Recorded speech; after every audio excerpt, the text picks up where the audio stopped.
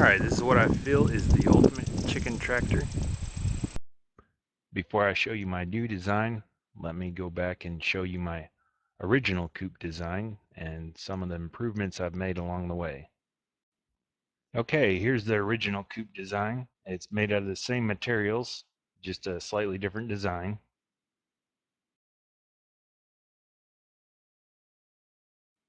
That tube on the back was designed to put chicken feed in, and it didn't really work. The chicken feed would always get jammed up and it wouldn't really flow, so we removed that later on. Here's the original flock of chickens. They're all from the store: Buff Orpingtons, Rhode Island Reds, and Plymouth Rocks. We mixed all those chickens to come up with a superior hybrid mutt chicken. We also added different breeds along the way, trying to come up with the best chicken for our use. We hatch out 1 or 2 groups of chicks a year, sometimes as many as 35 chicks in a group.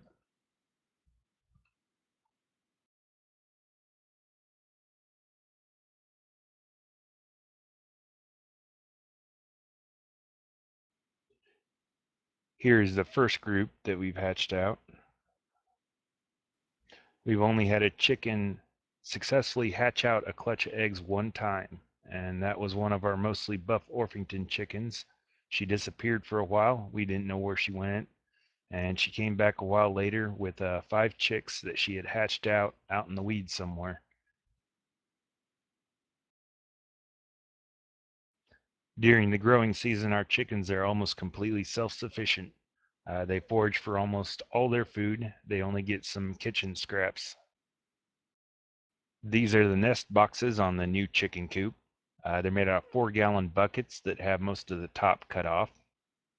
You can see the skeleton of the new coop here. The new coop is slightly larger and quite a bit heavier.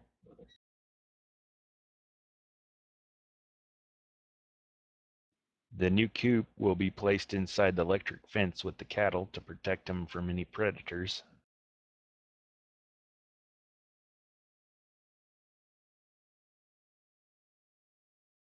Here is the finished coop.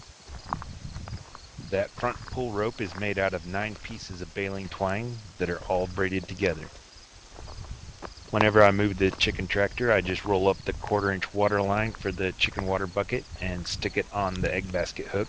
One of the advantages of the water bucket is that it has a 3-gallon or so reserve, so you don't have to immediately rehook that water line.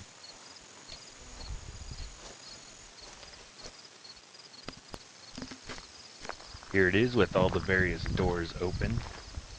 The back of the coop has an axle.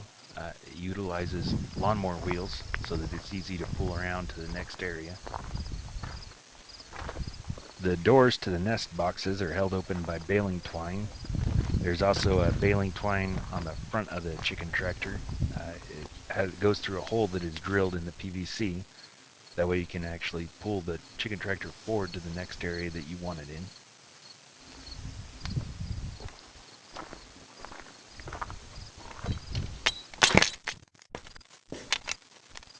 Here's the automatic chicken watering bucket. The water is automatically filled in it using a toilet valve. The toilet valve runs out of the bottom of the bucket, goes into the 1/4-inch line, which you run to a garden hose or an outside water spigot. The bucket's suspended from the rebar in the top of the chicken coop. Has the chicken water nipples at the bottom.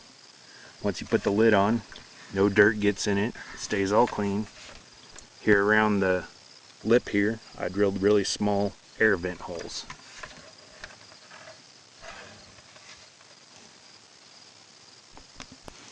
Okay, we're going to turn the water on to the chicken water tank.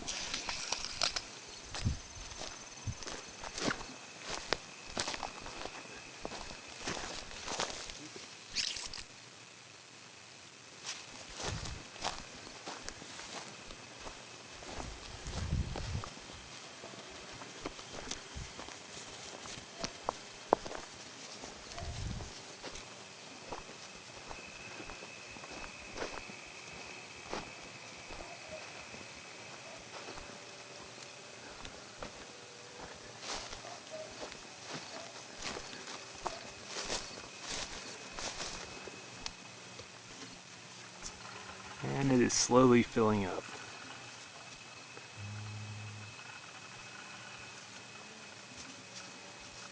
I run that line right down the electric fence. Let me give you a tour of the new coop here. We got a food door on each side.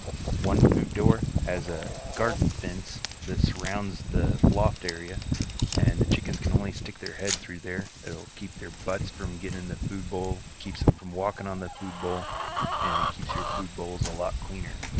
The other food door, it enters directly into the coop. That's if we got some scraps, some kitchen scraps or something we want to throw to the chickens in the coop, or anything that we want to get directly into the coop.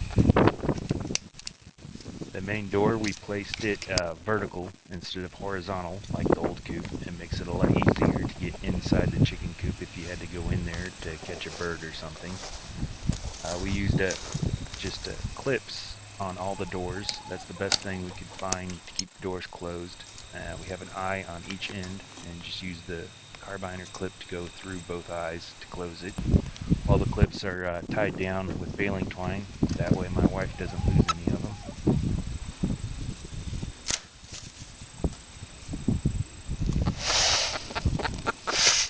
You can see that the chickens have no problems getting their head to the food, but they can't get the rest of their body in there to the food bowl. We had to actually clip the openings to this fence a little bigger. That way the rooster could get in there with his comb.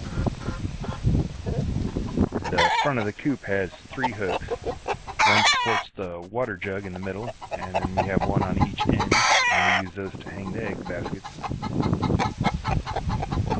The side door is held on by 2 hook and eyes. The eye goes through the door, and the hook is actually attached to the door. When you open the door, you have easy access to all the nest boxes. You can easily clean them out, grab the eggs. It makes the job real easy.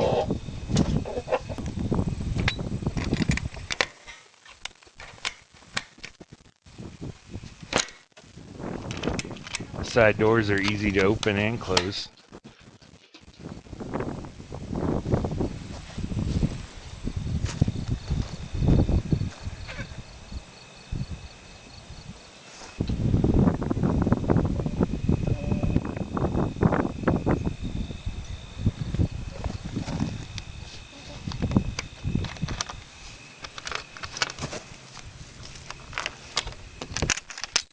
The back door is held closed with 5 hook and eyes.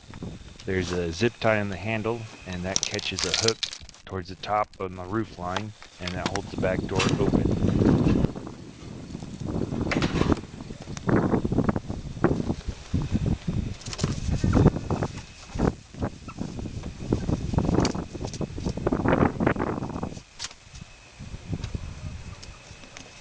Here's the end of the 1/4-inch line. It can screw on a standard garden hose. I'm very happy with the way the automatic watering bucket has turned out, and I'm actually going to be making these and selling them on eBay. My eBay ID is JL Missouri.